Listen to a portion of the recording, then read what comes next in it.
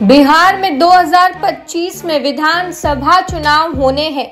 इन चुनावों को लेकर अभी से इंडिया ब्लॉक के अंदर राजनीति शुरू हो गई है। आरजेडी सुप्रीमो लालू प्रसाद यादव ने राहुल गांधी की बजाय ममता बनर्जी को इंडिया ब्लॉक की कमान सौंपने की वकालत कर दी है।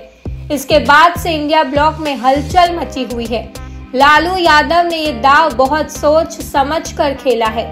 कांग्रेस विधानसभा में अपने दो चेहरों को आगे करने की कोशिश करेगी। लालू किसी भी हाल में इन दोनों चेहरों को तेजस्वी यादव के खिलाफ खड़े होने नहीं देना चाहते।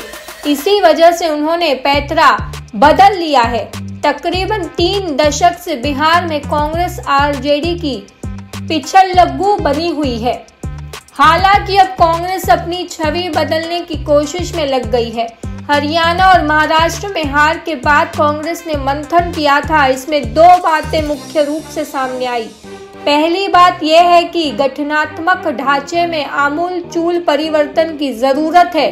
दूसरा, विधानसभा चुनाव में जातीय जनगणना और संविधान पर खतरा जैसे राष्ट्रीय मुद्दों को उठाने की बजाय पार्टी स्थानीय मुद्दों पर ध्यान करने की जरूरत है। कांग्रेस ने इसको लेकर अब तैयारी भी शुरू कर दी है। कन्हैया कुमार लंबे समय से कांग्रेस के साथ हैं। उन्हें लंबे समय से पार्टी में कोई भी जिम्मेदारी नहीं मिली है। कांग्रेस उन्हें लोकसभा में बिहार से मौका देना चाहती थी, लेकिन लालू के दबाव में उन्हें टिकट नहीं मिल पाया। इसके बाद कांग्रेस ने उन्हें दिल्ली से टिकट दिया था, लेकिन इस बार कांग्रेस किसी के दबाव में आने के मूड में नहीं है।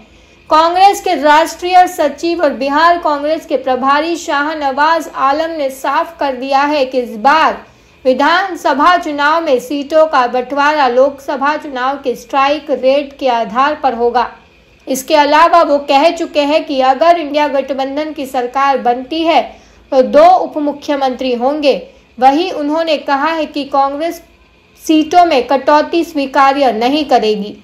कांग्रेस विधानसभा चुनाव में पप्पू यादव और कन्हैया कुमार को आगे कर सकती है।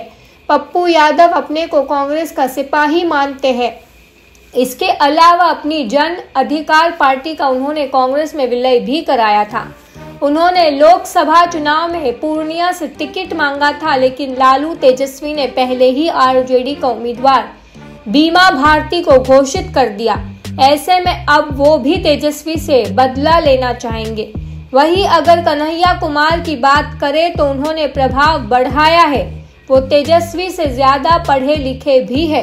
इसके अलावा अपने तर्क संगत भाषणों से कन्हैया प्रभाव छोड़ते हैं। भाजपा की धूल विरोधी होने का लाभ उन्हें बिहार में मिल सकता है। कांग्रेस पप्पू यादव और कन्हैया कुमार के चेहरे बिहार विधानसभा चुनाव में आगे करना चाहती है, लेकिन लालू यादव को ये पसंद नहीं है। वो चाहते हैं कि कांग्रेस पहले की तरह आरजेडी की पिछलग्गू बनी रहे, ताकि वो सीटों के बंटवारों में उनकी मर्जी चल सके।